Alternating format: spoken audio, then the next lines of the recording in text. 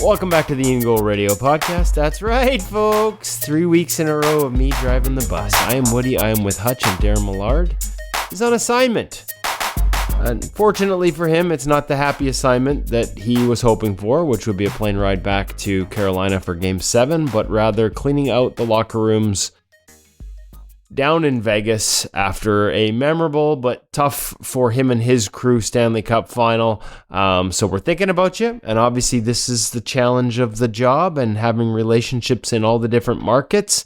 Your heart breaks for one group, and you're happy for another. So Darren, buddy, we miss you. The audience that has to listen to me each week misses you. More of me each week misses you. But we are also happy for our friends over in Carolina. Paul Schoenfelder, the goaltending coach, longtime supporter of In Goal Magazine and In Goal. We did In Goal in person webinars with him during the pandemic. Yeah, somebody I got to know at a Hockey Canada Program of Excellence camp we both worked. And just a big fan of him as not just as a coach, but as a person. So massive congratulations. Getting to see him lift the cup was cool. Brandon Bussi, this week's Pro Reads presented by Vizual Edge. Had him on the podcast, done Pro Reads. Frederik Andersen, OG, original, second ever goalie we talked to for Pro Reads. First was Carey Price, second was Frederik Andersen. I think he's done 16 of them. And David Hutchison, who put together a really nice piece that's up at ingoalmag.com right now, as well as if you're a newsletter subscriber, you would have gotten it in your email, sort of outlining all the different materials that we've gotten over the years from the Carolina Hurricanes goaltending department. Schoenfelder, Bussi, Freddie Andersen, Pyotr Kochetkov, who's a subscriber as well, and George Alves, the equipment manager who got into a game as an e-bug and their longtime practice goalie. So all sort of friends of In Goal, all longtime supporters, and we couldn't be happier to watch them get to celebrate, even if it's at the expense of our normal host, Darren Millard, and everyone over in Vegas. Hutch, how are you, buddy? I'm awesome. I felt watching the Cup Final a little bit like one of those parents that wears the double jersey because they've got two kids in the final. So they slice two jerseys down the middle and sew them up together. And who are we cheering for? Exactly as you said, when you're excited for one person, you're just as disappointed for the other. But, please don't ever become that person that wears two jerseys sewn together. No, you don't like that? Is that a jersey foul? I think that's a jersey foul. So what do you do? Like mom wears one and dad wears the other? You switch between periods? That would work for me. Or just, hey, you're not actually playing. You don't need a jersey. Oh, are you one of the press corps snobs who sit in their suits up in the press box laughing at everybody below in jerseys? Everybody's wearing one, Woody. You can't quite be like that. Mine are all hanging on the wall. I get to be a fan of people. And you know what? That's what I say all the time. It's hard come Stanley Cup playoff time. Like, we don't cheer for teams. We don't. On my side of the ledger. We don't. And if people find that hard to believe, I've covered the Canucks for 26 years. You don't cheer for teams. Nope. I cheer for great stories and even better people. And does that make it tough? I will never forget being on both sides of that fence in 2011. I mean, having to ask questions point blank moments after losing Game 7 of somebody who I've grown, to be close with and friends with, Roberto Luongo, and living through the disappointment and heartbreak of seeing how hard it was for him and the Sedin twins. And then literally walking out the locker room and going onto the ice and having a conversation with longtime In Goal supporter Tim Thomas, who's lifting the Conn Smythe Trophy and celebrating with family. So it can be tough when you know everybody and have that personal involvement, and you just sort of have to remain, I hate to say it, but in the moment, if you're actually covering it, you have to remain objective or you can't function. Because I had to write stories about both within an hour of that moment. So it's just the reality of it. I think we get a little detached in the media, but we still cheer for great people and good stories. I'm detached. You have to stay detached or it's tough to do it. But there's lots of other obstacles. Like I giggle every time a game goes into overtime because I know what's happening to you. Only during the regular season. Here's a little secret. Playoff overtime is easy. You just build everything in the full-length intermissions that we don't get in the regular season, and then you top it with whoever scores the game winner. Yeah, so Woody has a deadline. Woody's stories about games are written before the final buzzer goes, unless it goes into overtime, and then it's delete, delete, delete, delete, delete. What do I have to do now? and write 3 different versions. And let's be honest, the new overtime goes right into 3-on-3 and then right into the shootout. There's no delay, quick scrape, like it's fast. But hey, like, woe is me. Tough life I have covering hockey for a living. So I should stop complaining now. But it's not actually that hard or that stressful. It just means sometimes I have to sprint to the locker room and actually get my fat legs moving down the hallway. There you go. Hey, it was a heck of a cup final, Woody. It was a heck of a cup final. Some of the goaltending takes we're seeing out there, though, I think are a little bit unfair. I'm not going to name names, but if you're one of the people that put on a national column that Brandon Bussi just did his job coming in relief and that it was purely a product of the Carolina Hurricane system, I got some numbers I'd like to throw at you. Plus 5.29 goals saved above expected in just over, I guess, I was going to say 3+ games. It's closer to 4. It's like 3.75 games. In that tiny sample, Brandon Bussi had the 3rd highest goals saved above expected total of the entire playoffs. Just behind Jakub Dobeš and Linus Ullmark. Ullmark also only played 4 games for the Ottawa Senators. He was sensational. But think of how the praise that Ullmark was getting, and Bussi did the same thing, performed at the same level. In the Stanley Cup Finals, coming on in relief after having not played for 2 months. 40% of the shots that Brandon Bussi saw after entering the series were high danger scoring chances. 40%. Now, the part of that's just life in Carolina. The league average is 28%. Thank you. I was going to ask for a reference. It's and in the playoffs, it's 33. But in Carolina, it's always higher. And it was high for him. Like, they generated. Vegas outchanced Carolina. This was not the case of Carolina, as they did at other points in the playoffs, dominating. Vegas went toe-to-toe with them. Brandon Bussi was the difference in the series. And I know a lot of people are now critical and asking, why didn't Vegas switch goalies and go to Adin Hill? And I think we're underestimating. I'm not saying Hill couldn't have done it, but I think we're also underestimating just how hard what Brandon Bussi just did is. Like, to expect Adin Hill to come in cold and be the best goalie in the Stanley Cup playoffs after not playing for 2 months. Like, it's remarkable what Brandon Bussi did. Remarkable. And so, hat tip to him and to anybody who's just kind of, hey, he's one of, like, that's life in Carolina. Absolutely. They're a great team. But they're also a team that may not give up a lot of shots, but they give up a lot of quality. And playing behind that mentally is difficult. The way he did it, the way he handled the pucks, there was just so much that went into that. The big moment saves, like that backdoor pad on Eichel and the aggressive route he takes. If he goes back to his post, which is a default for a lot of goalies, cross ice, go back to your post, get your angle first, that puck goes over his pad. Instead, he goes out a little bit at Eichel, not just back to the post. He goes out and straight across, and it hits the top edge, basically hit the outer roll of the pad to basically say, so you think of those moments and some of the things he does a little differently. You watch him in our pro reads, especially this latest one as well. The number of times, like the couple of one-knee down saves in that final. Couple of half butterflies, man. There are some, like even on a breakaway, wasn't one of them, I think? There was, and there are some goalie coaches and some goalie directors and some goalie scouts that dislike half butterflies to the point they don't want to touch guys that do it. And so there's an unpredictability in his game a little bit. I think there's a similar unpredictability and length for both him and Jakub Dobeš. The fact they finished 1-3, and then they're sandwiched in between by Linus Ullmark, who's a lot more structured. Like, there's just no one way to do this. Regardless, don't discount how remarkable his performance was. No, it was outstanding. I also think some of the takes about Carter Hart's performance were a little harsh. Yeah, the numbers weren't kind. I think he got a taste of what life is like almost Carolina-esque. Like, he all of a sudden, listen, Carter Hart was the best goalie in the Stanley Cup playoffs in round 2 and round 3 combined. The best. And then in the Cup final, the numbers weren't as flattering. But he was also seeing 33% of the chances were high danger. And I think some of them were high danger plus.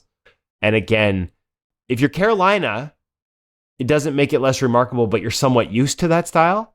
And all of a sudden, if you're Vegas, it's a totally that's a totally different game for them. That's not what they were doing a great job of controlling where the shots were coming from. And all of a sudden, Carolina just wasn't taking those shots. They were regrouping and grinding you down and waiting for the perfect opportunity. So I'm with you. I thought the criticism was quite harsh, and I thought the knee-jerk towards, Vegas screwed up by not going to Adin Hill was in part presumptive, that he would do what Brandon Bussi did, and in some ways a little dismissive of just how remarkable that job we just talked about was for Brandon Bussi. So, hey, listen, Stanley Cup Finals. There's only one series left to talk about. Everybody has a take. Everybody gives their attention. Not to say any of mine are correct, but man, I'm backing them up with Clearsight Analytics. And that was a tough series for goaltenders. And honestly, like, let's not forget Frederik Andersen too. If not for him, they don't get there so quickly. They're rested. They're fresh. And by the end of that series, they're just, I thought, skating Vegas into the ground.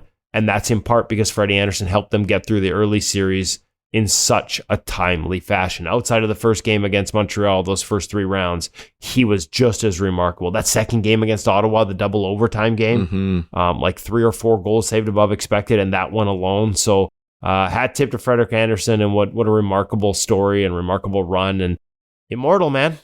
They're all immortal. They'll all have their names on the cup. Incredible. Piece of history. Well, hey, listen.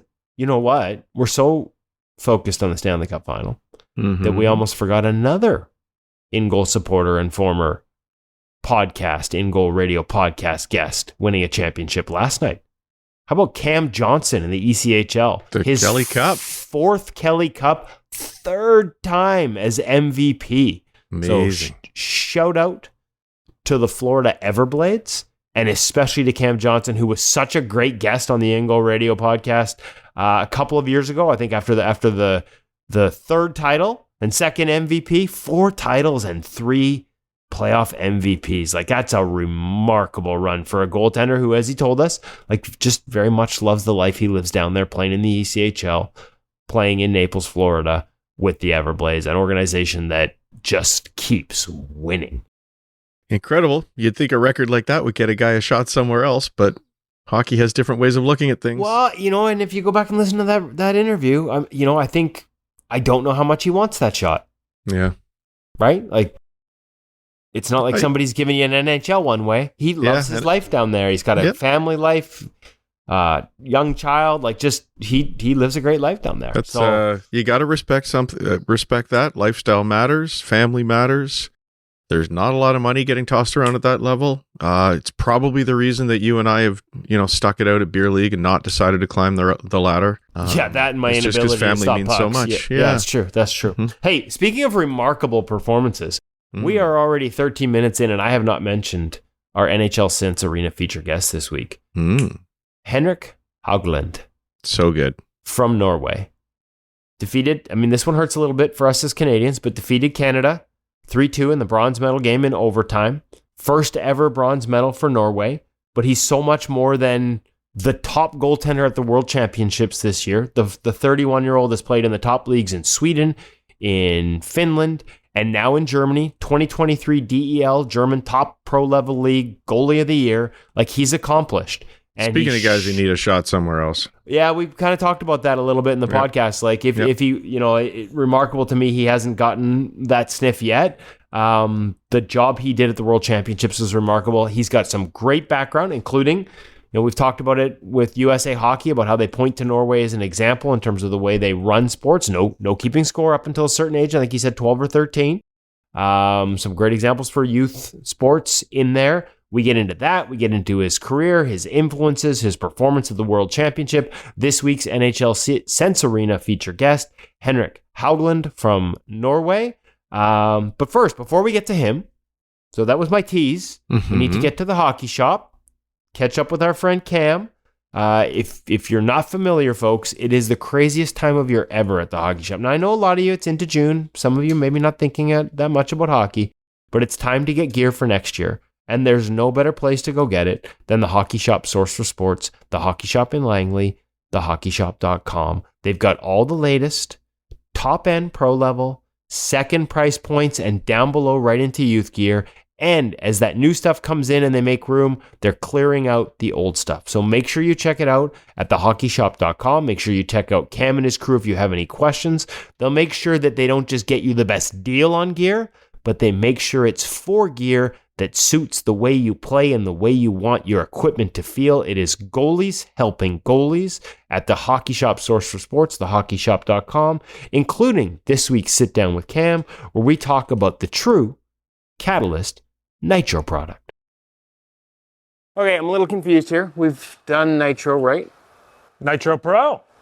This is not Nitro Pro. No. Okay, help me out here, because these brands tend to confuse me, and admittedly, I'm confused quite easily these days. This is a second price point. They haven't actually called the... We'll call it 1.5 price point. So it's still pro-level equipment that's made and assembled offshore with the same materials as a Nitro. So it is. Okay, gotcha. Yes. Now I just needed to clarify. There are so many different, and this is a good thing. Like don't get me wrong, folks. This is a good thing that we have multiple layers, because it also means we have multiple price options, and not everybody has to buy at the highest levels. Not everybody needs the highest levels, the most expensive. So, Cam, walk me through The Catalyst Nitro. the True Catalyst Nitro pad. Okay. Let's start there. Start with the pad. Things that stand out right away: the profile of the pad, the stiffness of that upper portion of the pad itself. So flexible boot. Flexible boot stuff is still there. Oh but wow, that is very, very, very, very stiff up top. okay. Which is, I mean, if you're after a pro, like again, we've talked about this before at the NHL level. Yep. Pretty much, not everybody, but almost every goalie from the knee up is really stiff, and this seems to hold true to that. Which on a second price point pad is kind of impressive. And one of the reasons too, again, with that thinned out profile, you need to have those stiff foams up top there, or you're going to really start to have that breakdown happen. That trap door. Correct. Okay. Okay. Moving on to the back of the pad, we see a lot of familiar, almost lost it there, familiar specs and features that you've come to know off of a true pad. Diamond Glide. Well, that's on the side of the pad. Hold on. Cool. I see it Slow down here. there. We're talking about the back of the pad. Here. Okay. Yeah, you do you. Okay. Knee cradle, nice open knee cradle, recessed foam. You're getting that almost as wide as you possibly can. So acceptance of that bigger style of a knee pad, definitely kind of going hand in hand here for sure. Overall feel and features like, again, sure grip knees, things like that, all kind of still matches in. FRS rotation system kind of still... That's a makes very its popular return. feature for sure. Correct. So, opening it up a little bit more, we still see that adjustment of, again, that FRS and still that nice wide open leg channel. Okay. So again, still soft, open boot, construction, PCS toe makes its return kind of too as well. You're also getting that same bit of a cutout. Again, we've had some mixed feedback in terms of where and how that's actually going to sit, like on like integration with the post and things like that too as well, where you're actually going to hit with it. We found a lot of guys are saying they're still hitting the regular laces, or they don't find that they're actually getting that in tune right on that toe bridge. So again, Yeah, I mean, I've seen it at the NHL level. Like, there are guys using this in the NHL. Correct. Interestingly enough, one of them, all the red marks from hitting the post were on the back of it, as opposed to the toe of it, or most of it. But as they told me, it's still extra material, extra surface. I mean, they made pad foils illegal a long time ago, but this is pad foils. this is damn near half a pad foil. Like, we'll take the extra coverage, no? For sure. All right. So, pad-wise, one last thing to cover. Kevin was so excited about it. Yes. What's that? Diamond Glide. Oh, Diamond Glide. I was excited about that. Yeah. So, so far, again, like generally positive feedback off the Diamond Glide material. A noticeable difference, obviously, between that Gem Pro and even Weave. Like, I'd say its characteristics are still very much of a Weave type material. Okay. Techno Robocop, but that said, it's Techno Robocop. Yes, there's also an older callback from what the material is called. But like that said, again, a noticeable difference. Feedback's been better than, say, a standard Gem Pro or Weave. Okay. Do we go to the glove next? Glove, Glove, 590 break. 590. I would show you how it closes, but I'm going to be brutally honest here, folks. I can't close this glove. So my question to you, Cam, is how long until I can close this? So, softer hands. I'm a little weak. I mean, I can do that just fine, but that's okay. Yeah. So- that thing is, I'm sorry, that thing is as stiff a glove as I've pulled off the rack in a long time. It does need a little bit of a break-in period itself, but that said, for those that are a little bit more inclined with, the gym and whatnot. He definitely, now that he's a definitely get that in. superstar, he's been working out. So double T pocket, skate lace stock that you're going to find with that glove too as well. Same 590 break. They call it a game ready glove. Does need a bake in the oven. Does need a little bit of work ahead of you to kind of get there. They've gone with a bit of a thicker padding off of that glove to help you get that Again, price so point. you're getting thicker padding, you're getting more protection. It's going to require a break-in process. I'm not trying to be a jerk about this. Correct. And you still have stiff. those same Sure Grip style stock materials that you would find in, for example, that Pro glove made by LaFave. There you go. Blocker. Okay. Don't hit me with it. No, I deserve it not probably this at time. this point, but Show the palm. So you don't have that exact same palm stock as that you would off of, again, that Pro feature. Overall feel of the blocker, to be honest, again, if you're familiar with True blockers, you're pretty much going to feel comfortable in this right off the bat. ain't broke, don't fix it. No opti angle or anything like that. Again, that's some of the separation that we are going to find between what would be technically a little bit of a lower price model. Right. Again, still similar Pro features. However, that's something that you would find at the custom level. Hey, listen, I talked to Darcy Kemper late in the season about opti angle, how much he loved it on the blocker. He said they're coming out with it on the glove as well. So again, but not everybody wants it. You can get that on this product. You don't have to have it. So there you go. If you want it at the high end, you could also get the pads at the second price point and the gloves at the highest if you want opti angle. Chance to mix and match. Cam's got plenty of inventory here. If you have any questions, is there any, we've seen custom creep into second price point? No. No custom. Okay. So they don't need to call you. No. But if Well, they they have can. questions about fit, or they just want to talk goaltending with you because you're so personable, where can they get you? 604-589-8299 or 1-800-567-7790 or check us out at thehockeyshop.com. Cam will personally break your glove in for you. So that you can close it. Let's not say things we can't take back. There you go. True Catalyst Nitro. If you got any more questions, Cam gave you the number. Reminder, folks, if you want to see what we're talking about because you're listening to the podcast and you're wondering what it all looks like, each and every one of our gear segments runs on YouTube. You can find it also at ingoalmag.com. I just created a special section where it all sits, so it's not hard to find on the website. Each one is embedded there. Get more information. Leave your comments on the YouTube page. We'll try and get back to you. All of those things, the new True Catalyst Nitro, and also True involved in some big news around the game. It's true. Look at you, Dad Joke Central. True and Pro's Choice joining forces. So Pro's Choice goalie masks now will wear the True logo. Was previously Vaughn, although interestingly enough, Vaughn never paid to have the logo. Oh, the NHL rights didn't. They never had the. They never. They did. They did at one point, but they didn't. Tuukka Rask had it on his for a bit. Yeah, I don't think they have had for the past couple of years. No. So I always wondered what the point was for a product that, for the most part, wasn't not available at retail to average Joes. And as far as I understand it, right now at least, there's not. I mean, it's so custom that I don't know how you deliver it at retail. It's honestly not going to be the same thing.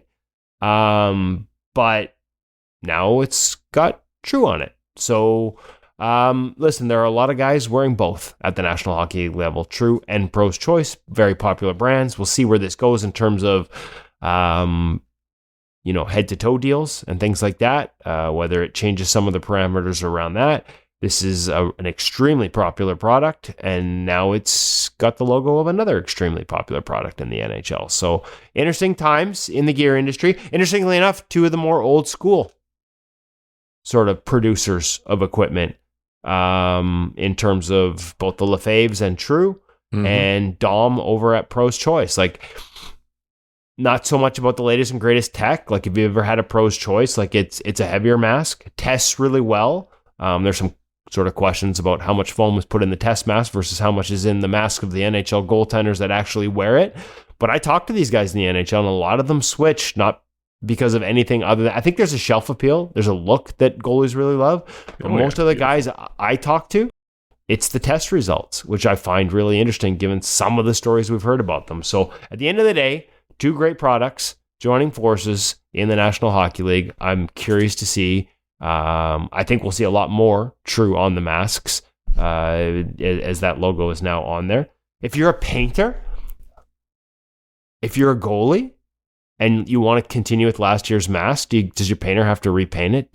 So you have the True on top of that? I never thought of that. I would think only if you have a deal with them. I mean, if they're sponsoring you to wear their mask, but if they're not, I'm not repainting it. I mean, they all get. You're not obligated to. Yeah, that's true. It's sort of irrelevant. It's interesting. It's interesting times. Anyways, like I said, 2 great products. Safety unquestioned for the Pro's Choice mask. Talked to a lot of guys that wear it. And obviously true longstanding in the history and the tradition of the Lefebvre's making the gear for the pro level in Montreal, or as we just heard, the True Catalyst Nitro coming from overseas. So questions about the product, make sure you check out Cam over at the Hockey Shop, source for sports. You know what's coming up this weekend? What is coming up this weekend? I only know because you made me aware of it, not like I have it on the calendar ready to go. It's Father's Day. Oh, yes, absolutely. Do you know what that means? I know what you're thinking, and it's going to be a little bit different. You're thinking it's a great time to go to In Goal magazine and buy dad, grandpa, whoever, a great Father's Day present, which is a subscription to In Goal magazine.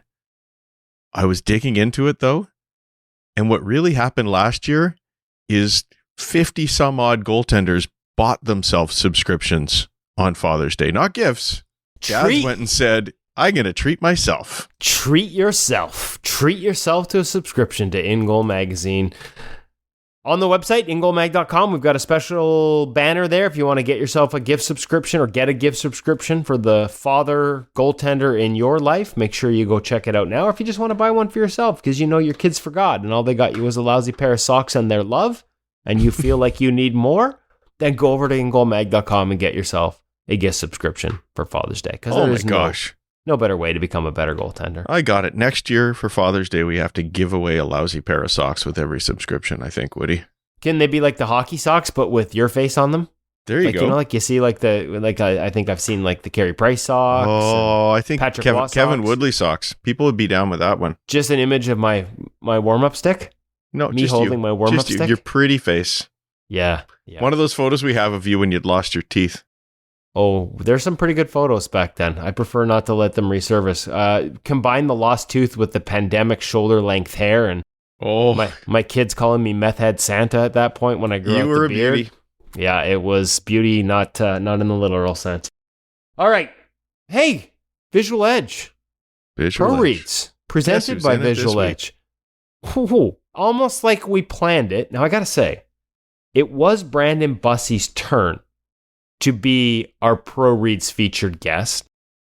Didn't feel like we wanted to roll it out there. It was ready to go before Game 5.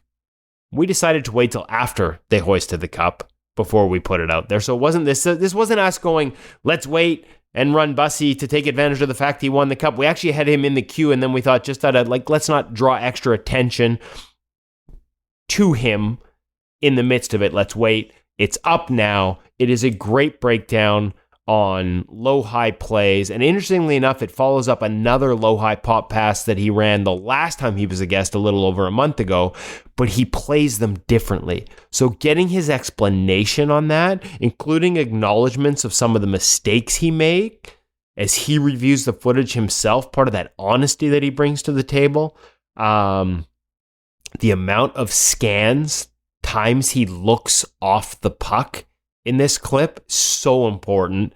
And so I can't even really tease this one by asking you a question, Hutch, without giving it away. It's essentially a pop pass, and the way it plays out, I've kind of given away the fact it's a pop pass when the puck's behind the net, but it's just loaded with great information. And the first tip that we will share is, can you guess how many times he looks off the puck as it's behind the net for 1 second? I can. You can, because you edited the whole I'm showing you. If folks, this was on video, people could see. Folks, how many fingers is Hutch holding up? It is behind the net for all of a second, maybe second and a half. We ran the clock. It's not even 2 seconds. And he scans how many times? That's your question. How many times would you be scanning to see where the other threats are in the zone? He explains why and when he can do that. He explains why he pushes off his post the way he does. He explains it all. He shows you, I think, in this clip, a real strong indicator of the hockey IQ that went into him becoming a Stanley Cup champion, and also a goaltender who I think in the Stanley Cup Final was hard to build a pre-scout on, because he doesn't play every situation the same way every time. So much of it is read-based, and he will react differently depending on those reads, and that makes it tough to sort of pigeonhole him into, if this happens, he'll do this, so you should shoot there.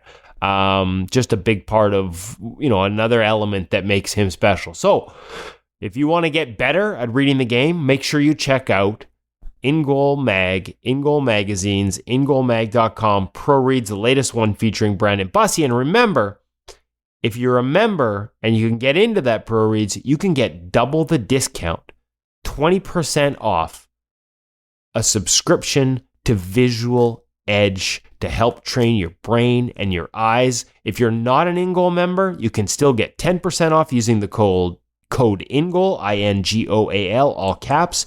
But if you are a member, it's double the discount. And what can it do for you? Well, I don't know. What can Vizual Edge do for you? Do you want the puck to look like a beach ball? Every goalie has that night here and there where the puck looks huge. You're ahead of every play. You feel calm. You feel patient. You are in total control. Then there are the nights you're a half step late. You see it, but you don't really see it. You're reaching, you're guessing, you're fighting it. It's not your technique. That's your eyes and your brain not processing the play fast enough. Vizual Edge fixes that. It measures how well your eyes track and process the game, then gives you a custom plan to train improvement. 3 15-minute sessions a week on your laptop or tablet. That's all it takes. It's what NHL goalies use to make the game slow down when it matters most. And as I said, In Goal, INGOAL, all caps, 10% off. Or if you're a subscriber, go to In Goal Magazine, check out any Pro Reads, and you'll get the double discount code exclusive to our members to save even more off Vizual Edge. We talk about reading the game and how well Bussi does that. This helps you see and read the game better. Thanks to our friends over at Vizual Edge. And thanks to Brandon Bussi. I think, Hutch, what do you think? His next spot in the rotation for Pro Reads wouldn't come up for another month. But I feel like we have to celebrate this Cup championship. Do we go back to him? Do we go with his last one next week? Just go back-to-back bus? I think we should, yep. You're in celebration of you driving the bus today. We'll go back to the bus. We're going back-to-back bus. So now that's it, folks. You can go check out ingoalmag.com, see this week's and his previous two. And then next week, we'll have number 4 from Brandon Bussi. Just great breakdowns and just a great sign of the guy he is in the middle of his busy first NHL season, taking the time to sit down for a meal with us at In Goal Magazine and then sitting down afterwards to break down video. Thanks to our friends, Vizual Edge, for being the presenting sponsors of Pro Reads. There's no better way to improve the way you read and process the game than In Goal Magazine Pro Reads. And we couldn't do it without goalies like Bussi being willing to give us their time and their thoughtfulness and share so openly how they process the game. I think we should also give a shout out to the Coach Now app. These ones in particular were filmed using an iPad, something we started doing this year using the Coach Now app as well. So make sure you check out all those great elements. Hutch. Sir. It is time. It is time? I'm actually getting a little, I need like some water. I'm not used to, you're going to laugh when I say this, but I'm not used to talking this much. Oh, yeah. No, honestly, I understand because I was a teacher for many years, and every year in September when you welcome your class back and you have to stand up in front of your class and use your voice, you feel kind of sore there for a little while. You got to get back into shape for the season. Yeah, wait, I mean, I miss you, Darren. I'm going to need some tips. I don't know how you do this on a regular basis for the Vegas Golden Knights and here for us at In Goal and 100% Hockey and all the other things you do. I'm guessing there might be a secret lozenge blend that I need to mix in. But perfect timing because I get to throw to Hutch now for the parent playbook. Before I do, one of the best segments we've got on the In Goal Radio podcast, by the way. Hutch, you have grown this into something truly special. Let me pump the tires here a little bit. It's brought to us by our friends over at Stop It Goaltending You. Do you want to have 25 years of NHL goalie coaching experience at your fingertips? Want to tap into the goalie parenting expertise that helped Joey Daccord reach the NHL? That's what you get with a subscription to the Stop It Goaltending You app. All the knowledge from Brian Daccord, who has been an NHL goalie coach, scout, and currently, again, is a director, as well as all the insights and expertise from his staff at Stop It, which includes a long list of veteran NCAA coaches, all delivered in easy-to-digest chunks, including 5 short daily primers, weekly style analysis and breakdown videos, and drills that you can take onto the ice with your team and coach. Plus, you get an In Goal Premium subscription included. Check it out now at the App Store or Google Play and get the best of both worlds with a subscription to the Stop at Goaltending U app and a subscription to In Goal Magazine. Hutch. Woody, this one will sound like it's aimed at the older parents out there, but I hope the young ones listen in because it's really for you. And while I tend to talk about things that are sort of relevant to the time of year, you know, tryout season, camp season, all those sort of things, this one is a little bit out of season. But while the sun is shining out there, it is time to get in some good habits. I am talking this week about making some time for yourself. You know, Woody, I had a reality check the other day playing softball. I had to throw the ball and I realized it doesn't go nearly as far as it used to, not even close. I can make it go as far as it used to, but then my arm wants to fall off. Yeah, I tried to throw it over the cutoff, man, and I barely got it to him. So I couldn't run as fast. Again, not even close. And trust me, everything hurts more for a long time. Honestly, though, it's not just the softball. I am turning 60 years old this year. The knees hurt a little bit more. Standing up after sitting down hurts a little bit more. Everything's just a little bit harder than it used to be. And here's the thing, folks. It sneaks up on you. Now, I'm not here to blame the hockey lifestyle entirely. I am responsible for the choices that I've made. But there's this feeling we have as parents that I wanted to talk about, and that's the idea that you have to be there for everything. Every game, every practice. We want to support our kids, of course. At first, it's only 1 or 2 ice times a week when they're U7, U8, something like that. Then they get older, and there's more. And then maybe they move up to a higher level of rep or something along those lines. More times, more commitments. Well, we're the ones driving, so we're spending more time with them at those as well. And you're spending a lot more time in the rink, and it will take its toll, even if you don't notice it. The older you get, the more having some time to exercise matters even more, just as you have less and less time for it. You know, it's now back a while, but one of the good things that came out of COVID for us, one of the very few good things, was that we were forced out of the rink. Our kids were lucky enough to keep practicing, but we couldn't go and join them, so we had time. And that meant we went for nice long walks, runs even. And I'm realizing now how important that was, not just for my physical health, but my mental health as well. Here's something else to think about. Your kids need to learn how to be okay on their own in the game. Sooner than you think, especially if they're playing at higher levels, they're going to be away from home. Maybe 13 years old, 16, 18. And if you've been at every game and every practice, they haven't learned that little bit of independence that they need so that they'll be able to perform when they move on to that next level. Look, I'm not telling you should be skipping all the games, although you know what? Missing the odd road game wouldn't be crazy.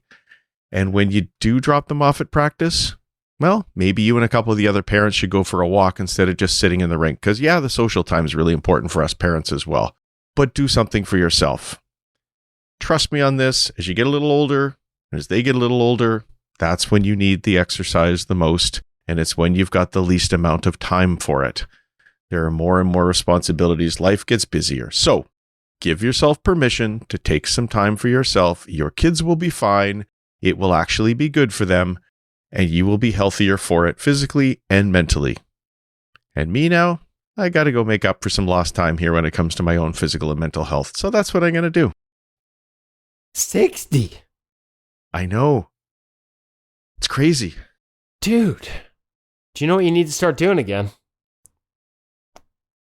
I see those pads behind you, my friend. Oh, gosh. Well, I got a little work to do before I can put the pads back. And look, that's exactly an example of what I was talking about today, Woody. Because it sneaks up on you, especially when your kid's the goalie.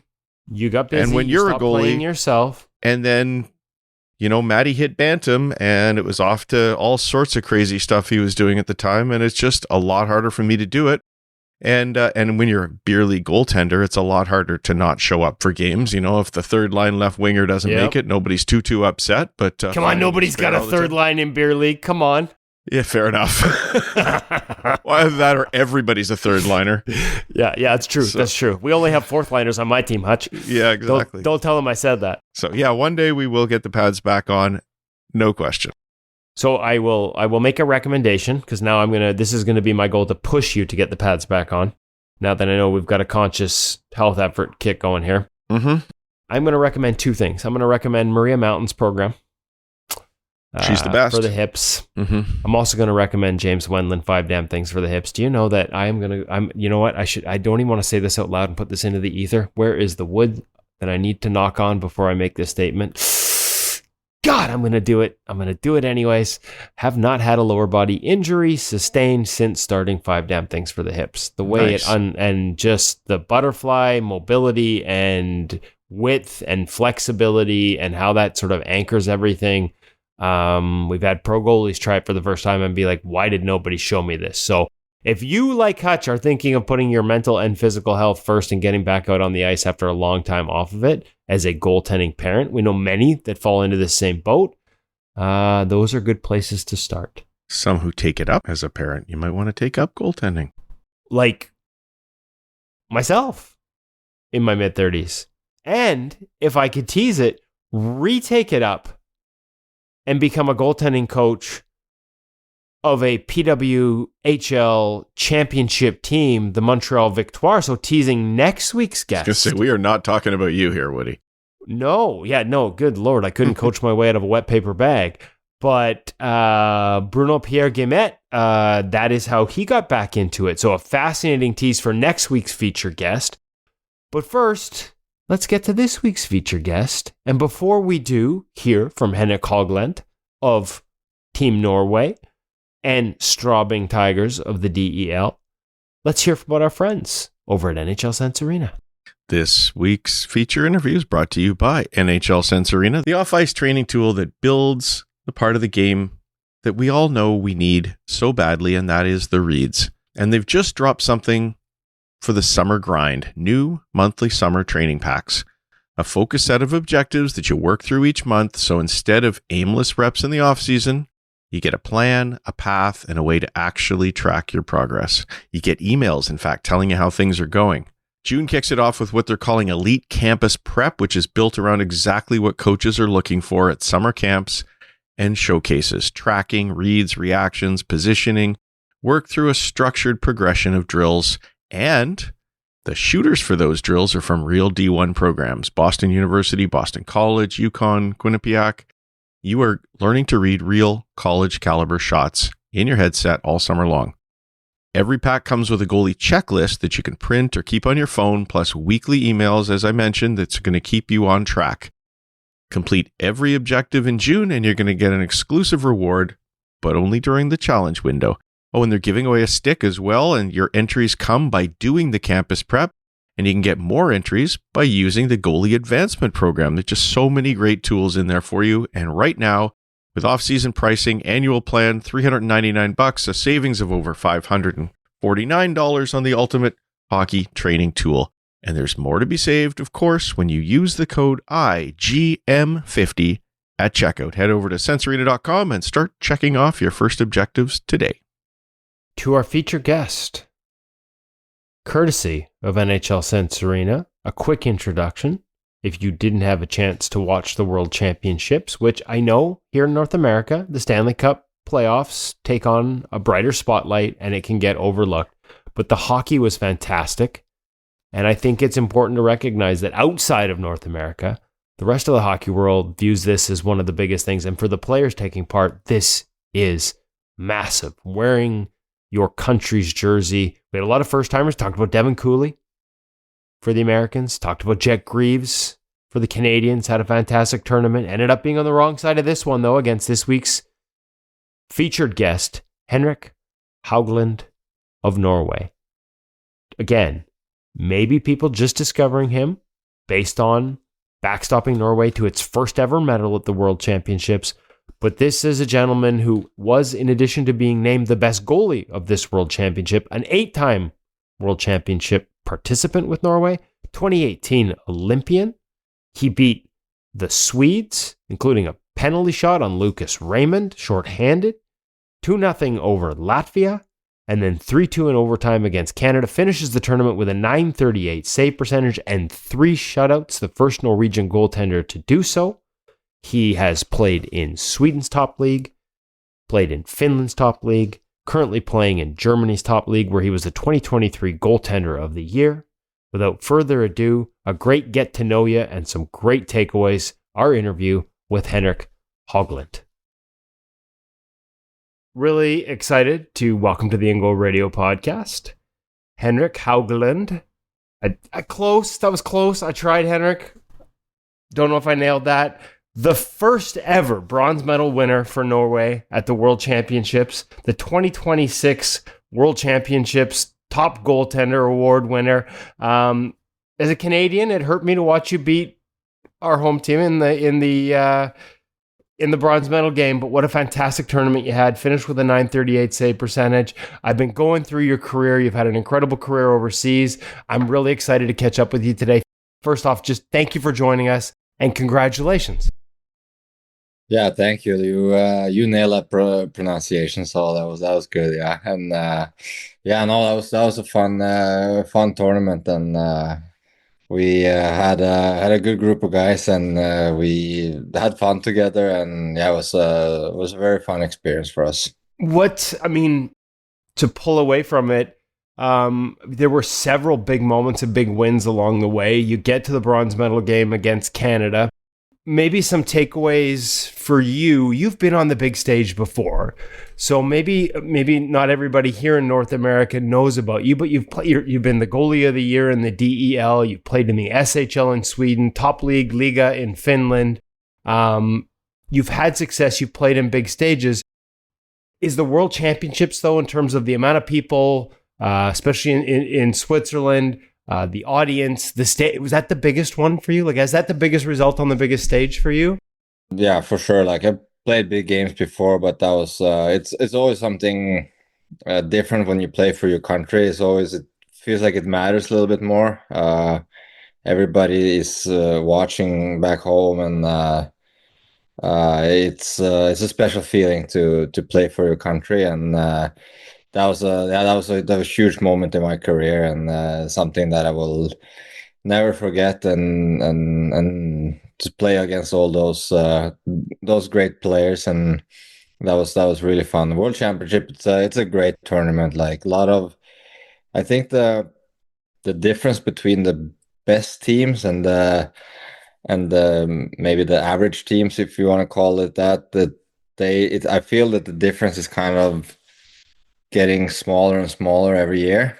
I think hockey is getting places where it's never been before, and I think the game is growing, and it's fun to be a part of that. And I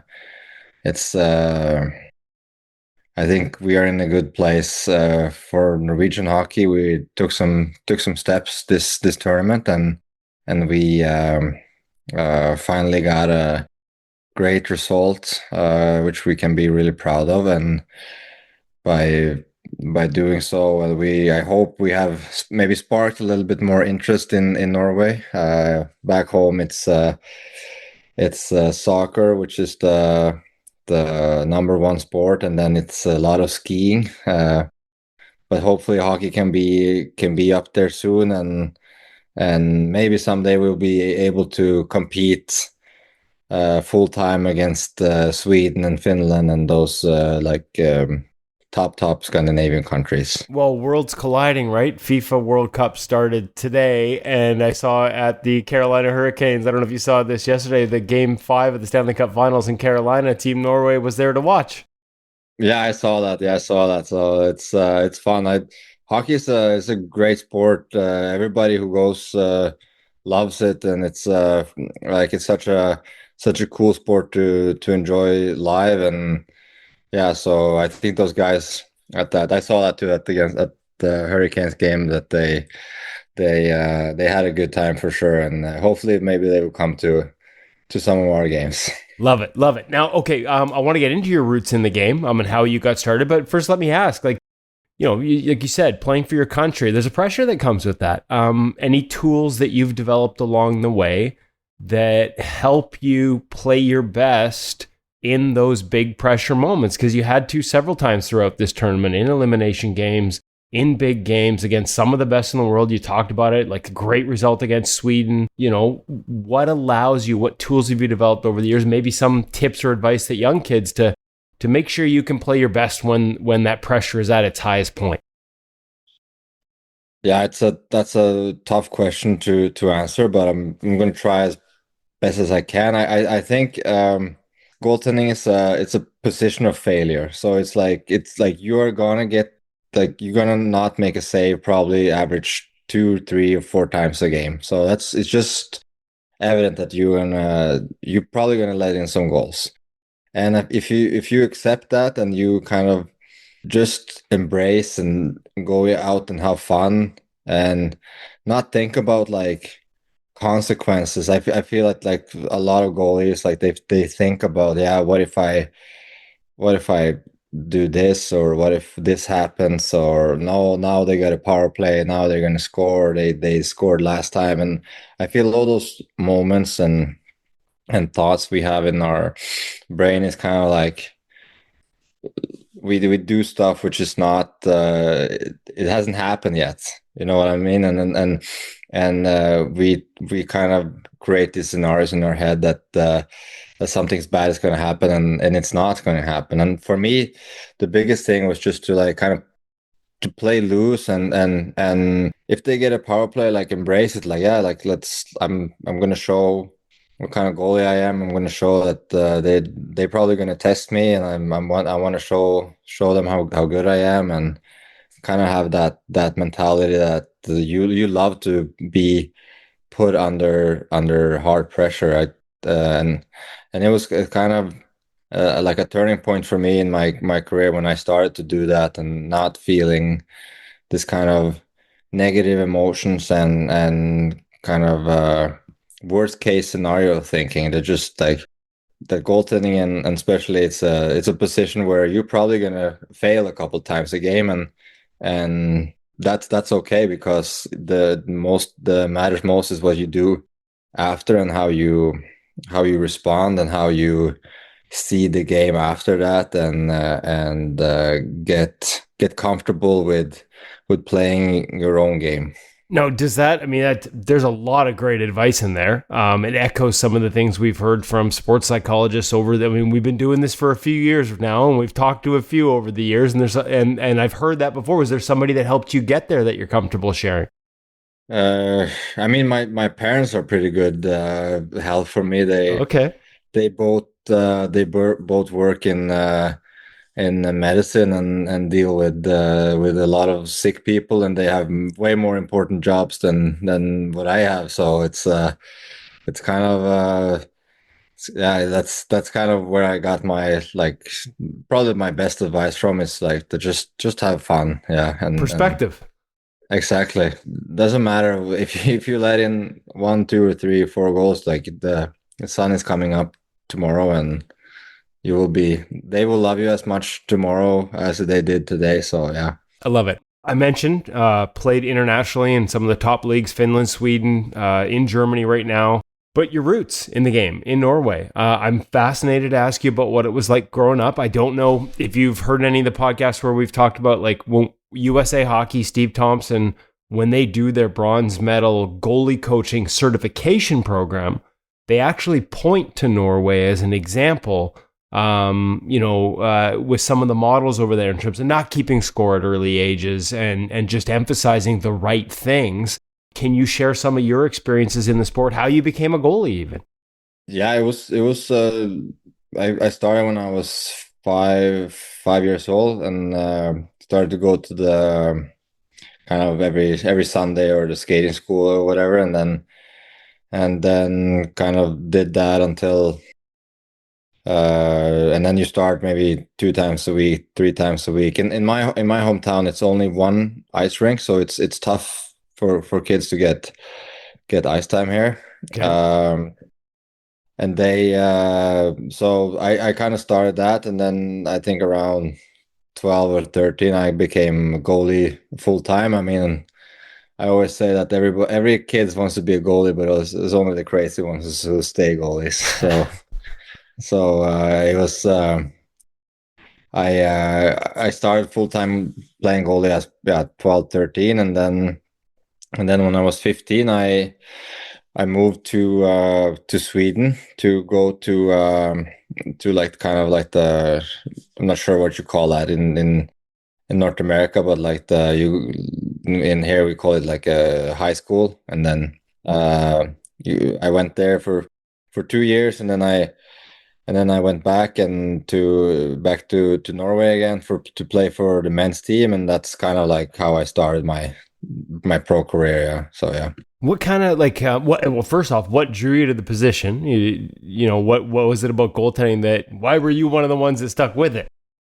Probably I always thought it was like so kind of how you say that, mystery or mysterical, with the Okay. kind of like you didn't see who was behind the mask kind of, and it was fascinated by the, yeah, like kind of like the guy behind the mask was scary, and yeah, it was fun. Now, did you have, like, you're that age, who'd you watch? Who'd you look up to? Were there goalies that you, maybe as a youngster, you just liked watching? Or was there a point as you become a teenager where you're maybe even starting to emulate some guys? Like, well, hey, I want to play like this guy. Or you're looking at some of the tendencies and thinking, I want to try that. Or I want to play like that guy. Oh yeah, I had many. Like my biggest childhood idol when I was young, I was Mika Kiprasov in Flames. So Yeah. I love how he played, like with how the Finnish style, kind of with like very active hands and great skating ability. I always loved those goalies, and then later on, of course, being from Scandinavia, Henrik Lundqvist was of course a big inspiration, and see what how he did it in Rangers there. So that was very fun to watch him, and so there's so many good goalies out there. I love to see new goalies every time I play somebody, and it's a great position, and so many good guys who play it. Now, what about coaching? You know, like you said, you had a pretty young age to leave home and go to Sweden. Was that about coaching, or when did you get your first goalie coach? Did you have goalie coaching? And I'm guessing it's changed, like maybe what you would have had as a 15-year-old in Norway compared to what a 15-year-old today might have access to in Norway. Yeah, it's changed a lot. My first goalie coach, I didn't have a goalie coach until I went pro, kind of in Norway, and that was his name is Bjørge Josefsen, and he's a good friend of mine now, and he's a good coach, and that was kind of my first goalie coach, and then we were yeah, so many good goalie coaches I worked with up with the years. I try to think, Peter Hirsch in Timrå, one of them. Fredrik Norrena in TPS. Oh, did you have Frederick at TV in Liga? Yeah. Yeah, In Liga, yeah. yeah. But I mean, I'm trying to remember if I met Frederick when he was in the NHL with Columbus, and I'm a huge fan of his, and I think we've had him on the podcast too. So there you go, a small world. Yeah, he's a good, really good goalie coach. He's not a goalie coach anymore. He's a assistant coach now. So, and Patrick Dallaire in Munich is a very is also a very good goalie coach, and the national team now I have Danny Jørgensen, which is also a fantastic goalie coach. I probably forgot somebody, but there's so many. Well, you played a lot of different places. I want to ask you a little bit about that. I mean, Farjestad, you probably would have had. Would you have had Maciej Schwo in Farjestad? Yeah, Maciej Schwo. Yeah, he's a great goalie coach. And he's just coming over to Ottawa. You mentioned Patrick Dallaire. I believe he's just been hired by the Florida Panthers to come over for their American Hockey League team as well. So, you know, some great goalie coaches doing great things internationally that you've had exposure to. Some coming over here, some staying over there. Walk me through your game and how it's evolved through those years, because the position changes all the time. Like, you seem to have such a really strong technical foundation, but also to your point when you talk about being active, and like I saw active hands, and so how much of what you are now as a goalie comes from all these different places and different experiences you've had, you know, starting with Norway, but then, as you said, into Allsvenskan with Leksands and Timra and Liga, Farjestad, so many different voices. And how has each sort of formed who you are now as a goaltender? Yeah, that's again great question, and it's tough to answer. But I would say, like in the beginning, I was very like a lot of big movements, like a lot of speed backwards, making a lot of unnecessary highlights. Say, so I should just Okay, call so it, a lot of outside in flow. exactly, yeah, Okay. and then. But that was kind of the playing style a little bit back then. Like you had to come out, meet the shooter, have speed backwards, and try to like kind of face the threat that way. And then when I came to Finland, it was more that we kind of like slowed it down a little bit, but still a lot of active hands and still post integrations and and so on. And I think now later years I started to play maybe a little bit deeper than what I have tried in the past, because I feel the game is so fast now that you don't have time to kind of come out and kind of cut the angles down. And then I feel there's some point where you kind of lose the further out you play, the more challenging it is to second pucks or third pucks, and sometimes I feel there's a kind of a golden zone there where you have to, this is where I go and not further, and then work from there. So I would say that's probably what I've changed most in my play recently, that I tried to play a little bit deeper than I usually than I did before, and have a lot of kind of trust in my ability to make the first save and kind of go from there.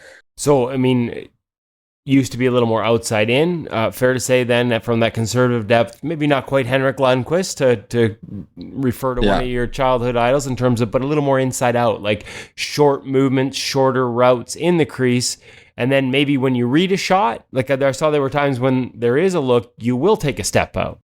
Yeah, exactly. Like you said, like that's where like goalie IQ comes in, and you see kind of like sometimes you need to face that there's a 2-on-1. You need to have a little bit more space back, a little bit more speed backwards. And if if the guy coming on in all alone in, and he has nobody to pass to, you can take maybe a little step out, and if there's, you know, and on the power play, for example, there's so many good threats, you can't maybe play so far out anymore because they make the passes, and there's an empty net at the other end. So you kind of need to read all situations, and the better, I mean, the better goalie IQ you have, the easier the game is going to be for you. And I feel best goalies in the world, they do that a lot, and that's impressive to see. Yeah.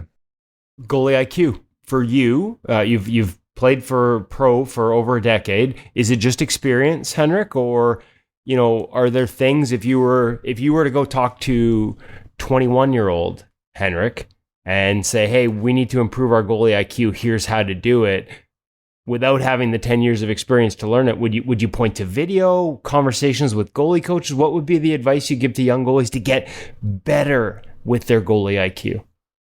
I would say, like, watch a lot of hockey, that you see a lot of situations happening, especially in NHL. There's so many kind of crazy situation that happens, and for us goalies that we need to solve, and it's interesting to see how those goalies are solving those situations. And of course experience helps, but I also think that you have to believe in your ability to kind of make the first save, and not you see some goalies, like when they get insecure, they kind of like shoot themselves in the foot a little bit, and then they play too far out, or either they play too deep, and it's kind of like the golden middle way somewhere, and then and kind of be strong enough mentally to, like, yeah, we have a 2-on-1 now, and I'm gonna be a little bit more conservative, and I'm going to trust my ability. If he shoots short side, I'm going to be ready, or if he slides it over, I'm also going to be ready for that. And of course, that's a tough skill to develop, but I think, like I said, try to watch a lot of hockey, and then you will naturally develop that kind of understanding for the game, and I think that's a good way to go from there. Yeah, we hear that a lot from goalie coaches at every level. They don't think kids watch enough hockey. They watch the highlight clips, but usually the read happened 2 or 3 passes before, right? Like in terms of where you should be. You've mentioned the golden zone a few times, and I would imagine that with goalie IQ, your golden zone in terms of depth ultimately depends on the situation. So if it's a rush, like you said, you're going to take a little more ice and have a little flow. If it's in zone, you're moving around. But is there a spot in the crease, like say it's in zone, like are you talking like 2/3 depth, 3/4, toes at the edge of the crease? Like, do you think there's a golden zone for everyone, or is it really unique to you as a goalie and your unique reads of the game? I think that for me, I don't love to be outside the crease. Maybe it happens sometimes when it's like a shot, like a clear shot from half distance, which where he has no passing options. I might take a little bit more depth, but I feel if you're on the crease line, and then maybe you have your toes on it or your heels on it, but I would prefer to be in contact with that line all the time and kind of read those situations. And especially, for example, if you're in zone, like you need to be able to take that. If you're on the post, you need to be able to go up and take that step up if there's a point shot, because you have to respect their tips and kind of to not be stuck in the middle of the crease when you could have been a little bit farther out and stopped that tip. So yeah, I think that's a great talking point for me, and trying to find that kind of zone all the time. Has it changed as you've moved from, like, does the style of play in different leagues affect it as well? Obviously, you, as you evolve as a goaltender, the system around you would play a role in this, the defense and trusting them. But is there different styles? For those of us that don't get to watch it all the time, from the SHL to Liga in Finland to the DEL, is the game different? And does it affect how you have to play it differently as a goaltender from one to the other?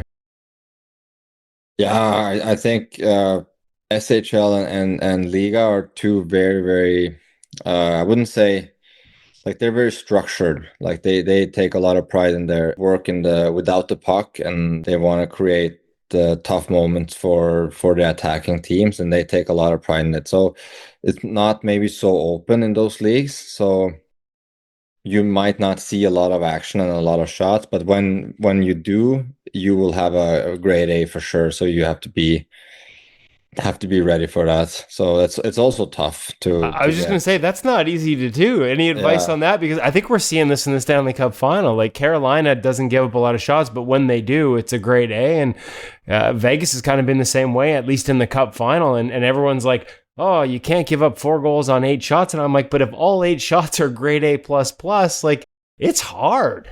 Yeah, that's what I mean when when I say it's a position of failure. It's like if it's 8 shots and it's 8 breakaways, you might get scored on a couple of times, and you still get some bad reviews. But that's how it is to be a goalie. No, but yeah, it's you have to stay.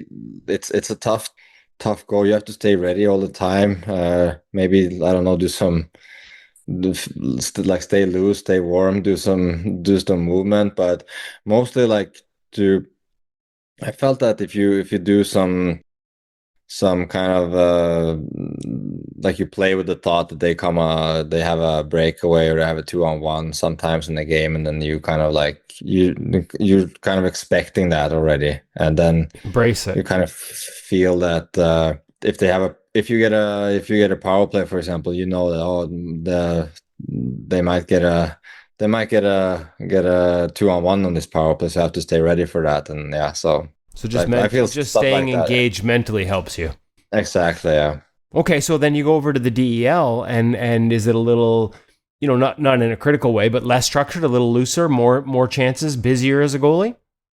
Yeah, I will say so. That's a more of a little more open hockey, more it's a more North American imports coming to the DL, so it's a little more open and you see maybe a little bit more action, but Okay. there are so many good players in the DL and then so many fun teams to play for there, and then the hockey is really really good, and so it's a tough league to play in, but a very very fun league. Okay, so a couple different things that I noticed too, and obviously I didn't get a chance to watch enough, only the World Championships and some of the games that were on over here. But you mentioned post integration, and like I don't think I saw you miss your toe box once. Like bang, always in the right spot, back to it as a default, like save, back to the post, seal. It just looks so clean. And I got to ask, like, how much like does that back to the Norwegian roots and the coaching you got there, or is a lot of that Sweden, where we talk a lot about the way they manage post integration and get credit for being inventors of a lot of the modern RVH stuff that we see today. Yeah, I mean, the Swedes took it very, very serious when it first came. So it's probably like I went to a good school there, and I had a good education in the RVH system. So it's probably that thing. And I love to play this like RVH system. I probably play a little bit too much sometimes, but it's just like it's a very I feel very comfortable with that, and I feel the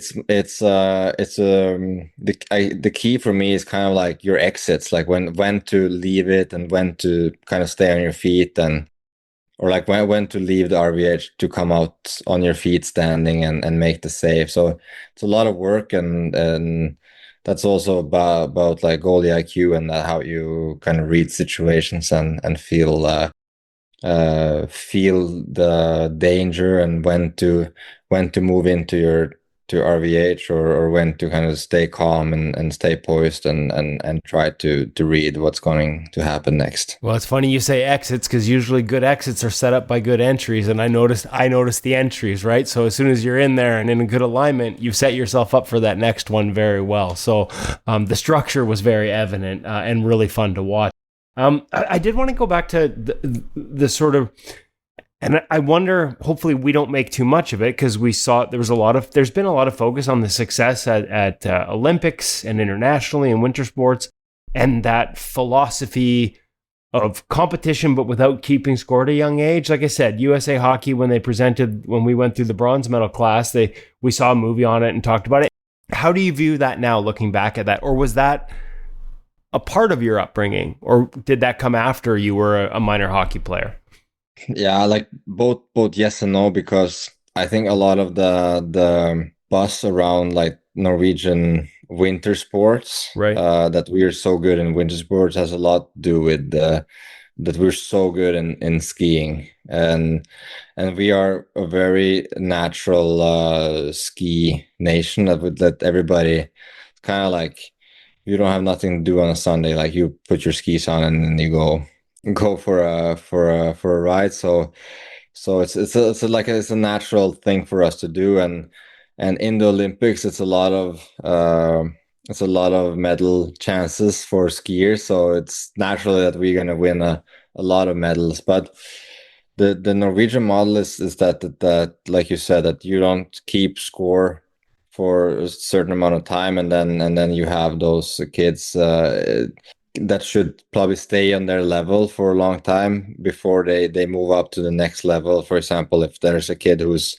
1 year younger who wants to play up, or even 2 years younger wants to play up, and sometimes you can discuss that maybe if you want to get those real number ones, that's not the way to go, but maybe you can keep more players in the game by doing so. But there's a lot of positives and also some negatives with that model, but that's the Nothing's Norwegian perfect. model. Yeah, okay, but that's No. nothing's perfect. But I imagine at a young age, I would hope it takes some of the crazy parent stuff out of it a little bit that we see over Yeah. here, like they want everything to look like the NHL when kids are 7 and 8 years old and things like that.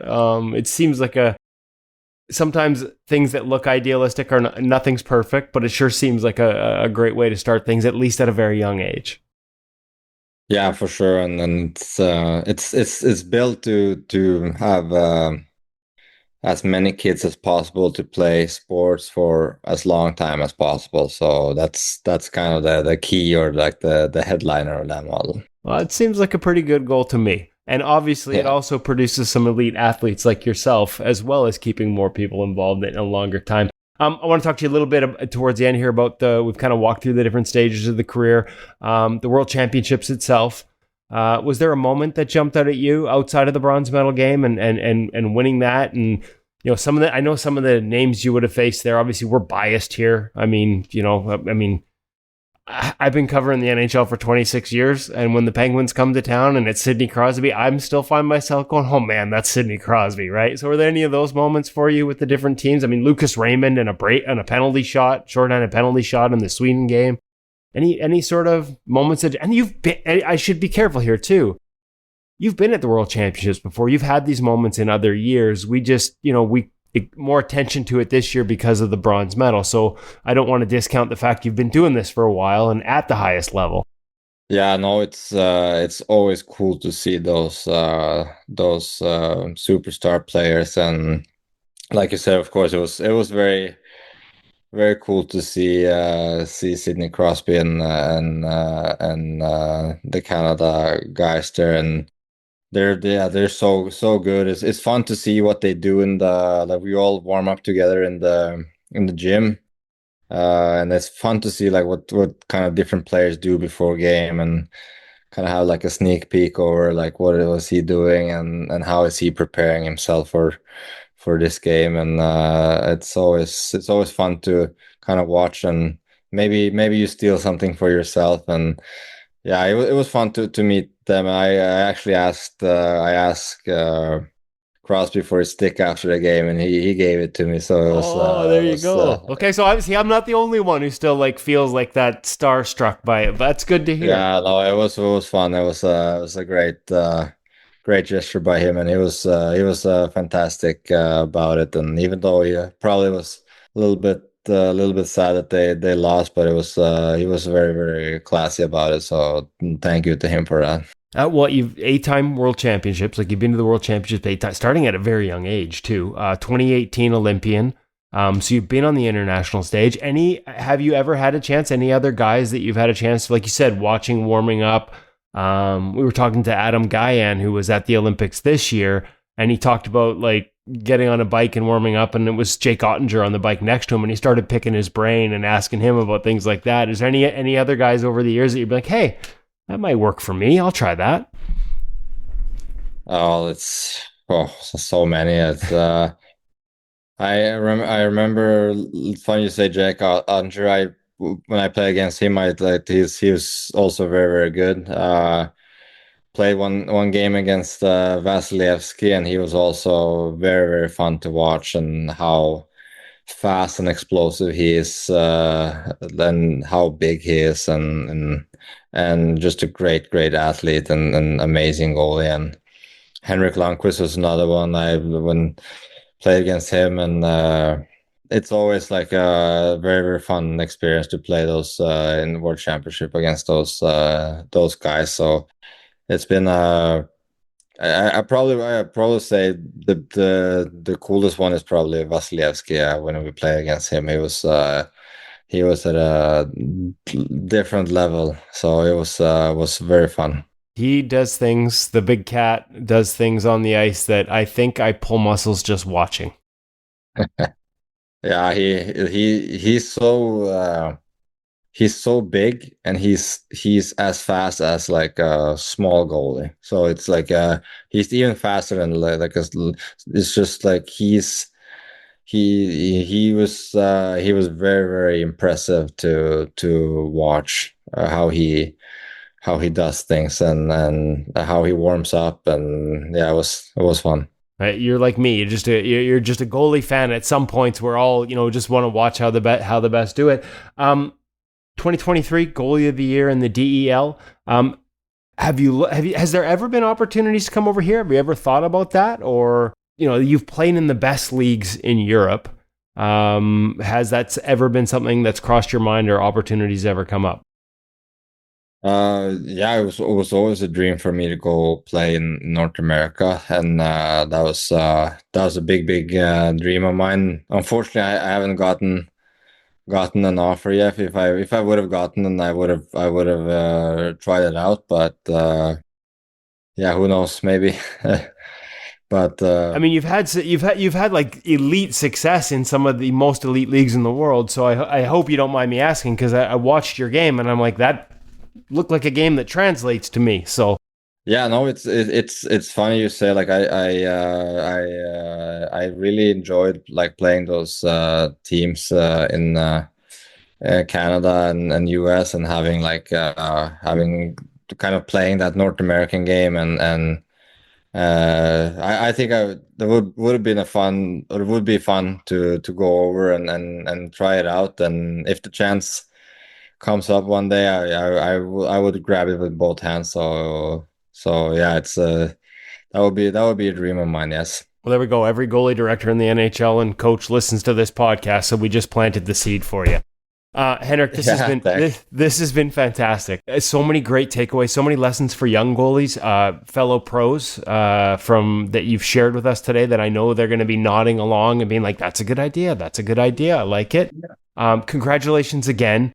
I'm sorry that it took this for us to catch up to you. Like I said, like goalie of the year in the DEL, playing in Finland and Sweden. I'm glad we finally got the opportunity to catch up, and I really appreciate it. I know our audience at In Goal Magazine is going to just love this interview. So thank you so much for taking the time. Yeah, thank you. It was a big honor for me too. I've been watching your page and your work for a long time. So it's very it's a very fun page, and to see how other goalies view situations, and how they think about situations, and a great asset for the goalie community. So thank you also. Well, thank you very much for saying that. Now you got my brain going. I'm like, I wonder if I have the rights to get some footage from the World Championship so we can do a pro reads with you. I'll have to see if I can pull that off. Henrik, thank you so much for taking the time today. And again, congratulations on a fantastic World Championships, and all the best moving forward. Thank you so much. Woody, Yeah. what time did you have to wake up to interview somebody in Norway? That was an early one. There's a lot of windows there, but this, you know what? Actually, that started out as an early one, but he was doing some moves. He had a new place, a new home he was working. I can't remember the exact specifics, but he had to push it back a couple of times. So I ended up going later morning for me. It's more, how late did Henrik stay up to do the interview with me? I think I had a meeting. It bled into my meeting. Then we had to get back to him. I think he was up after 11 o'clock back in Norway to do that interview with us. And we are extremely grateful. Oh, good Henrik, for him. I hope I got the pronunciation right. I know you gave me props off the top, but since we did this interview to today, when we record the intros, it's been over a week. I think I've said the last name 5 times. I might have pronounced it 5 different ways. I worked hard at it. Henrik Haukeland. What a fantastic performance. I thought it was a fantastic interview. I'm obviously biased, but so many great takeaways in there, Hutch. I think I'm going to go back, because he gave you props in the interview for how well you pronounced his name right at the beginning. I'm going to go cut that out, and then everywhere in the episode today, I'm just going to throw that little clipping over top, because it's the one we know is verified. Henrik Haukeland. Right, there we go. So I appreciate you doing that, but now that you've explained you do it, it doesn't really help me. You had to fix it in post-production. Yeah, now I don't have to do it, because We'll fix it in post. We'll fix it in post. Hey, listen, you know what? What a good interview, though. What a good interview. Again, it's just, I love it when guys really dig in and give. There was a couple in there. I remember the first one I heard, he's like, "Oh, that's a really good question." And he paused, but I'm going to try and give you a good answer. And just really appreciated his approach to things. And would be nice to see him get a chance over here. Yeah, no, and one of his teammates from Team Norway just signed a contract in the NHL. I'm brain cramping on who it was, one of the players. So when you have that success on that stage, I think it draws more eyes. Whether it's fair or not that those eyes haven't already been on you. Age, perhaps a factor at 31, whether he wants to leave a really good pay. Here's the other reality, folks. As much as Henrik was honest and said he hasn't had that interest yet, like I said, everything I watched in his game at that tournament looked to me like it would translate to today's NHL. But it was really interesting because usually to get that opportunity over here, you have to agree to something that starts in the American Hockey League. Mm-hmm. And I don't think people realize the reality is a lot of these athletes do quite a bit better financially and lifestyle-wise playing over in Europe than they do to come over here for a shot at the NHL, but the likelihood of the American Hockey League. Mm-hmm.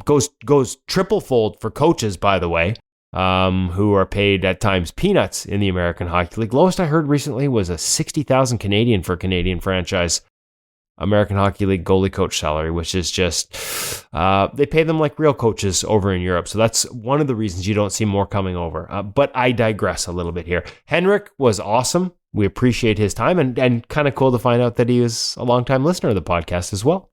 Always great to hear people were longtime listeners. It's, as I told somebody else this week who sent a note along just saying how much they appreciate the show. It's always strange because we're talking into microphones here, staring at each other, and we just don't know the impact that it's having with other people. So when you send notes along to us and let us know you're listening, it is sincerely appreciated. podcast@ingolmag.com. And folks, I promise Darren will be back soon, so you won't have to listen to nearly as much as me, although I do tend to talk a lot regardless, but I won't be leading the bus. We'll have him back. We've missed you, Darren. One last one. This broke sort of as we were getting going here. Oh, that's right. Quick takeaway. A trade in the National Hockey League, and I think it's going to be the first of many. The Philadelphia Flyers, along with a couple of defensemen and draft picks, but essentially the Flyers trade Sam Ersson to the Toronto Maple Leafs and in return get Joseph Woll. Obviously, the defensemen play a role in this. Simon Benoit going to Philly, where he probably fits a Tocchet-style system, and Emile Andre going the other way to Toronto, a smaller but skilled and hardworking, sort of not afraid to get his nose dirty defenseman from the Flyers, headed to Toronto. I think the youngest player in the deal at age 24 is Emile Andre. But the goaltending, amidst reports from Kevin Weeks that Dan Vladar is signing a long-term $5 million per extension, they solidify the 1B position in a guy who's got enough upside to chase himself into the number one overall in Philadelphia with Dan Vladar. I think that's going to be a great tandem, Joseph Woll and Dan Vladar together behind a Rick Tocchet system. How do they match up together? Because I know sometimes you always really like to look at styles and how they complement teams or each other. I think that Joseph Woll will fit the way Rick Tocchet coaches and the types of chances they give up. Woll's game has transformed a little bit over the past 3 years. Injuries were an issue. He was a little more dynamic and reactive earlier in his career, but it also put him in prone positions that led to injuries. We know he's done some work with Adam Francilli in the meantime. I felt like at time early in that work, he was playing stance rather than playing goal and looked a little stiff and rigid. I thought last year he took huge strides in balancing the two, but his game and his strengths within the new structure of how he plays, especially behind a Tocchet team where you're not getting east-wested nearly as much as you do behind some systems, like he's capable of doing it all. Like I'm a big believer in Joseph Woll's talent. I just think this might be a system where he can both excel and stay healthy. And so, I like that fit. Sam Ersson going the other way. Man, he was on a heater after the Olympics. He was sensational to the point where, despite a disappointing season statistically overall in Philadelphia, I wondered if they might bring him back because he really finished strong and showed what he's capable of. He's shown it in the past. Consistency has been an issue. I think part of that is just not playing that much. Interesting to note, same team, but Dan Vladar with an 888 expected or 889 expected, and behind the same team, Sam Ersson at 881, tougher opponents, second end of back-to-backs, things like that, a tougher environment for him overall on the season. So, he didn't necessarily have it easy. Let's see what Toronto does here. At the end of the day, for Toronto, I think the move is in part, they had 3 goalies, and they were going to lose Dennis Hildeby on waivers if they didn't keep him in the NHL. This solves that problem. Kind of 4, because Hildeby's not even the starter in the American League right now. Right, but the starter doesn't require waivers. You can keep grooming him down there, and Hildeby did. Whether they keep Ersson and put him on waivers and assign him, or perhaps they were open to the idea of not qualifying him, which would be an interesting way to go. I still think there's a goalie there. This is a guy who was on the Four Nations roster just a year ago. I think he's got a really high floor, plays a consistent, steady style, and just needs a few more reps to sort of see how high the ceiling can be. So, interesting. I think for Philadelphia, this works. For Toronto, it works for very different reasons. And let's see ultimately where Sam Ersson ends up beyond this trade and into next year. But like I said, I still think there's some upside there for him too. Yeah, a lot to be decided in Toronto, who don't even know who their coach is for next year right now. A number of teams. How about this? We're headed to decision-making on goalies. Edmonton, Toronto. Now, Vegas gets to Game 6 of the Stanley Cup Final and parts ways with John Tortorella.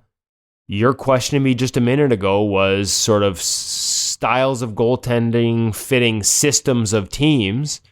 Don't you think as you head into July 1st, if you're some of these teams, and look at Edmonton, because Connor Ingram's a pending UFA, don't you think you'd want to sort of know what your strengths and weaknesses are and what you're going to give up and what you're going to prevent system-wise and personnel-wise defensively would be before you make your decisions on your goaltending? Might behoove you to have a head coach in place by the time we hit unrestricted free agency. Because guess what? Do you know who the number one goalie, unrestricted free agents, in terms of this past season adjusted save percentage is? Jeopardy music, Hutch. You're the producer. Connor Ingram. Oh, no kidding. Of the Edmonton Oilers. Yes. Wow. Yes, it is. Wow. There you go. And right, and all the questions about Sergei Bobrovsky has not signed yet. 2 weeks to unrestricted free agency potentially for him. And oh, by the way, the other goalie in Florida, Daniel Tarasov, who was exceptional early, faded down the stretch, but still produced numbers above expected in an environment that worsened with injuries and trades down the stretch in Florida. Also an unrestricted free agent. Now, let's be honest. There's been many times in recent years where the Panthers, who get their business done quietly, look like they're about to lose players, and then all of a sudden they all re-up and stay, and they're a wagon again. Wouldn't be shocked if that happens here. Big on Daniel Tarasov myself. We all know what Bob can do. He's a future Hall of Famer. So curious. A lot of questions to be answered between now and July 1st. But first, we've got the draft next week. We've got Darren Millard coming back. We've got more guests. We've got so much going on in the In Goal Radio podcast. For now, thank you very much for listening. He's been David Hutchison. I am Kevin Woodley, and we appreciate everyone who tunes in.